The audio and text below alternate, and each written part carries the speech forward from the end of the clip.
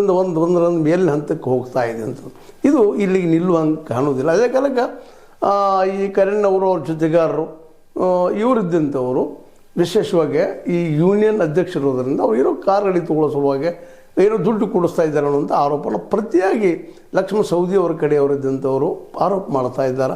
ಆ ಕಾರ್ ಗಾಡಿ ಸಲುವಾಗಿ 10,000 ರೂಪಾಯಿ ಪ್ರತಿಯೊಬ್ಬ ಯೂನಿಯನ್ ವರ್ಕರ್ ಕೇಳಿದ್ರಿಂದ ಕೆಲವೊಬ್ರು ಇಲ್ಲ ಕೊಡಲಿಕ್ಕೆ ಆಗುವುದಿಲ್ಲ ಅನ್ನೋದು ಕಾರಣಕ್ಕೆ ಇದೆಲ್ಲ ದುಂಬಿಡಿಸ್ತಾ ಇದ್ದಾರೆ, ಗದ್ದಲ ಮಾಡ್ತಾ ಇದ್ದಾರೆ ಪ್ರತಿ ಆರೋಪವನ್ನು ನಮ್ಮ ಈ ಏನಪ್ಪ ಅಂತಂದ್ರೆ ಸೌದಿ ಅವರ ಕಡೆಯವರನ್ರಿ ಅಥವಾ ಇವರ ವಿರೋಧಿಗಳನ್ರಿ ಮಾಡ್ತಾ ಇದ್ದಾರೆ. ಒಟ್ಟಾರೆಯಾಗಿ DCC ಬ್ಯಾಂಕ್ ಈ ಸರ್ತಿ ಅಥವಾ ಈ ಸಲ ಒಂದು ರೀತಿ ರಾಜಕೀಕರಣಗೊಂಡು ಜಾರಕಿಹೊಳಿ ವರ್ಸಸ್ ಸೌದಿ ಅನ್ನುವಂಥ ಒಂದು ವಿಚಾರ ದಿನದಿಂದ ದಿನಕ್ಕೆ ಬಲಿಷ್ಠ ಆಗ್ತಾ ಇದು ಒಬ್ಬರ ರಾಜಕೀಯ ಅಥವಾ ಇನ್ನೊಬ್ಬರ ರಾಜಕೀಯ ಈ ಎದುರಾಬದರ ಆದ್ದರಿಂದಾಗೆ ಜಿಲ್ಲಾ ರಾಜಕೀಯದಲ್ಲಿ ಇನ್ನಷ್ಟು ಘರ್ಷಣೆಗೋ ಅಥವಾ ಇನ್ನೊಂದು ಮೊದಲಿನ ರಾಜಕೀಯಕ್ಕೋ ಕಾರಣ ಆಗ್ತದೆ ಅನ್ನೋದ್ರಲ್ಲಿ ಯಾವುದೇ ಸಂಶಯ ಉಳಿದಿಲ್ಲ. ಅದೇನೋ ಆಗಲಿ, ಕರಣ್ ಅವ್ರು ಮಾಡುತ್ತಿರುವಂಥ ಆರೋಪ ಸರಿನೋ ತಪ್ಪೋ, ಸರಿನೋ ಸುಳ್ಳು ಖರೇನೋ ಅನ್ನುವಂಥದ್ದು ತನಿಖೆಗೆ ಆಗಬೇಕಾಗ್ಯದ.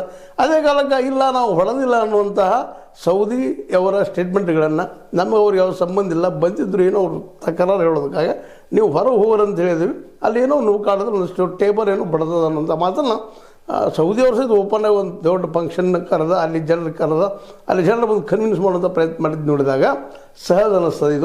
ಇದು ರಾಜಕೀಯ ಇಲ್ಲದಂಥ ಘಟನೆ ಅನ್ನುವಂಥದ್ದು.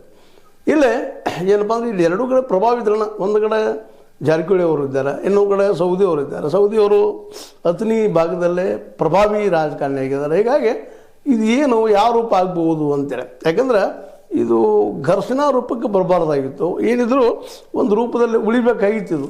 ಆದರೆ ಇದು ಮತ್ತು ದಿನದಿಂದ ದಿನಕ್ಕೆ ಹೊಸ ಆಯಾಮ ಪಡ್ಕೊಳ್ತಾ ಹೋಗೋದ್ರಿಂದಾಗೆ ಇದು ನಿಲ್ಲಲಾರದ ಜಗಳ ಆಗ್ಬೋದೇನೋ ಅಂತ 2026 ಹೊಸ ವರ್ಷದಲ್ಲಿ DCC ಬ್ಯಾಂಕ್ನಲ್ಲಿ ಏನಪ್ಪ ಅಂದರೆ ಹೊಸ ಒಂದು ಸಂಚಲನ.